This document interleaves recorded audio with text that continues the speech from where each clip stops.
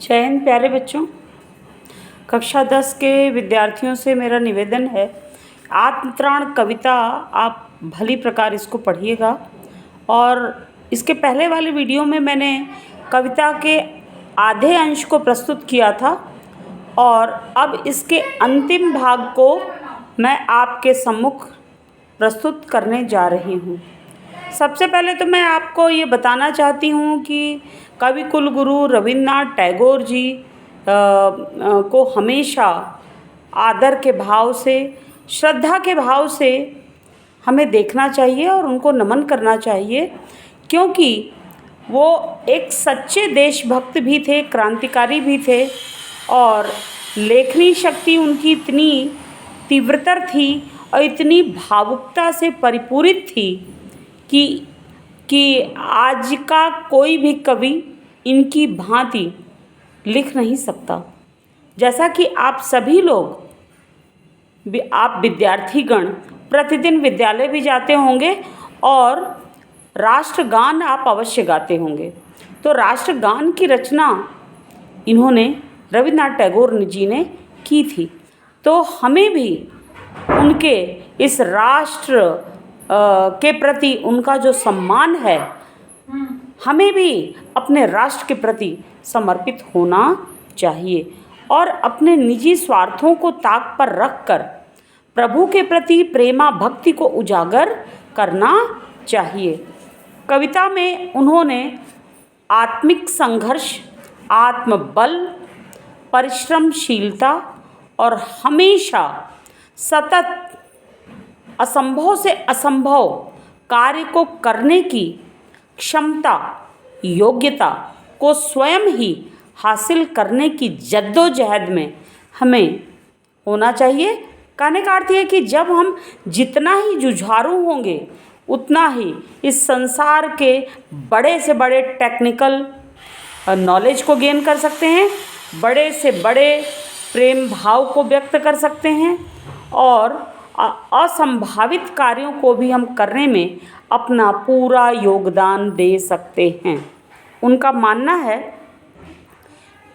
कविता की पंक्ति कुछ इस प्रकार है कि मेरा भार अगर लघु करके न दो सांत्वना नहीं सही।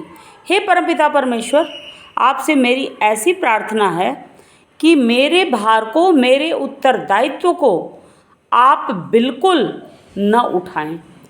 हमने इस कर्म भूमि पर जन्म लिया है तो हमें अपने उत्तरदायित्वों का निर्वाह अपने कंधे पर लेना चाहिए। वो कहते हैं, हे परमपिता परमेश्वर, आप मेरे इस सांसारिक उत्तरदायित्वों को पूरा बिल्कुल न करें और हमेशा हमें आत्मबल प्रदान करते रहें कि हम अपने कार्य को स्वयं कर सकें। केवल इतना रखना अनुनय, आपसे मेरी विनती है, अनुनय निवेदन है, वहन कर सकूं इसको निर्भय। विपरीत से विपरीत परिस्थितियों को, घनीभूत दुखदायी परिस्थितियों पर हम कभी भयभीत न हों और निर्भीकता पूर्वक उनका सामना करते चले जाएं। जैसे एक पर्वतारोही जब माउंटेनरिंग करने लगता है तो जितना ऊपर जाता है उतना उसका आत्मबल बढ़ता चला जाता है और बाय द वे उसका पैर थोड़ा नीचे फिसलने जैसा उसे अनुभव होने लगता है, तो अपने दुगने उत्साह के साथ वह और अपने अंदर आत्मिक बल को जागृत करते हुए अपने आप को ऊपर उठाने की कोशिश करता है। ठीक उसी प्रकार हमें भी ऐसी निर्भीकता, हे प्रभु, हमें प्रदान करना। आगे वो कहते हैं कि जो भक्त इस दुनिया में प्रभु के सहारे रहता है और अपने कर्मों को वह स्वयं करता है, वही भक्त अपने जीवन में सफल होता है। वे कहते हैं, नत शिर होकर सुख के दिन में तब मुख पहचानूं छिन छिन में। इस संसार की सबसे बड़ी गलत भावना लोगों की है कि तब तक हम उनकी प्रार्थना, निवेदन और भक्ति करते रहते हैं जब तक जीवन की हर सुख सुविधा उन्हें प्राप्त न हो जाए। और सुख सुविधाओं को प्राप्त होते ही वो क्या करते हैं, वो परमपिता परमेश्वर को भूल जाते हैं, सुख के दिनों में कभी उन्हें याद नहीं करते हैं। लेकिन रविन्द्रनाथ टैगोर जी का यह कहना है कि सुख के दिनों में भी हे प्रभु कोई भी क्षण माने पल, कोई भी पल ऐसा ना हो जिसमें मैं आपकी मूर्ति को अपने मनोमस्तिष्क में जीवंत रूप में हम बिठा न सकें। तात्पर्य है कि हमेशा आपको सुख के दिनों में भी हम याद कर सकते हैं, आपके नाम जप को एक पल भी हम दूर अपने आप से न कर सकें। और श्रद्धा, विनती और निवेदन करते हुए आपके सम्मुख अपने मस्तिष्क को झुकाते हुए, अपने अहंकार को अपने हृदय से विगलित करते हुए, विनष्ट करते हुए, हे प्रभु आपकी सेवा भक्ति, श्रद्धा भक्ति में किसी प्रकार की हमारे कमी न आने पावे। दुख रात्रि में करे वंचना मेरी जिस दिन निखिल मही। इस काल रात्रि या दुख रात्रि या फिर विपत्ति कालीन रात्रि में यह संसार हमें जरा भी, लेश मात्र भी हमारी सहायता न कर सके।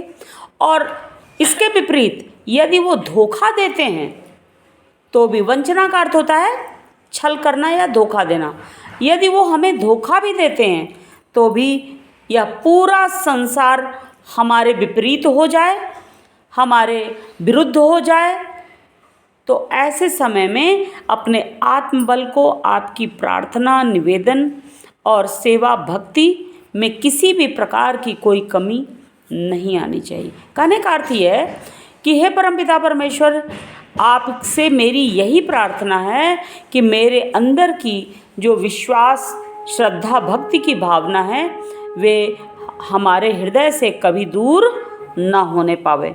हे करुणा के निधान, आप यह पूरा संसार हमें भले ही छल करे, हमको धोखा दे दे, हमें हमारे कार्य व्यापार को विनष्ट कर डाले, उसके बावजूद भी हम आपके प्रति विश्वसनीय हो सकें, श्रद्धा और प्रेम का भाव कभी विनष्ट न हो सके।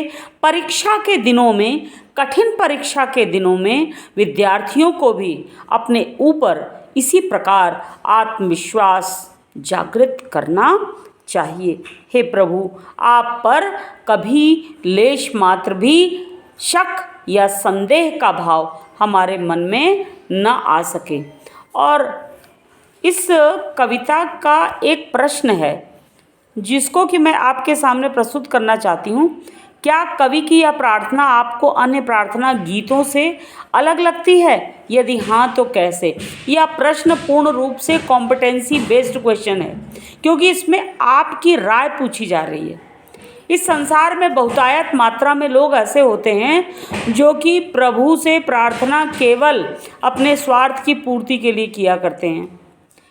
तो उस दृष्टिकोण से देखा जाए तो यह प्रार्थना गीत उन निजी स्वार्थ से परिपूरित प्रार्थना गीतों से बिल्कुल अलग है, क्योंकि इसमें प्रभु से जो प्रार्थना की गई है, श्रद्धा भक्ति उजागर करने की भावना जो व्यक्त की गई है, उसमें निस्वार्थ भाव से प्रभु के प्रति प्रेम की भावना को उजागर किया गया है। और ऐसी ही श्रद्धा भक्ति को परमपिता परमेश्वर अपनाते हैं, क्योंकि प्रभु जो है वो चढ़ावे को लड्डू, मीठा, फल, फलहरी और उसके साथ साथ धन दौलत, प्रभु इसके भूखे नहीं हैं। अरे जिसने पूरे ब्रह्मांड को बनाया उसके पास किस बात की कमी? वह तो अपने आप में परिपूर्ण है, वह परमपिता है। वह केवल भूखा है तो हमारे भावों का भूखा है, हमारे प्योर सोल को देखना चाहता है, पवित्र आत्मा को देखना चाहता है। और जितनी हमारी आत्मा पवित्र होगी, अहंकार से रहित होगी, उसी प्रेम को वह पाना चाहता है। इसलिए तमाम प्रार्थना गीतों से आत्मत्राण नामक प्रार्थना गीत बिल्कुल अलग है, भिन्न है।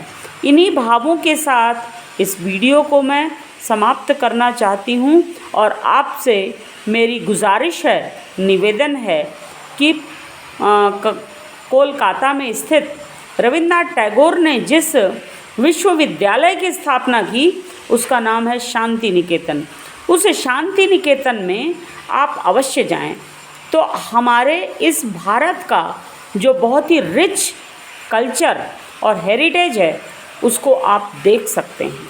और वहाँ पर जाने के बाद हमारे अंदर स्वयं क्रिएटिविटी, सृजनशीलता की भावना और ज़्यादा जागृत हो सकती है।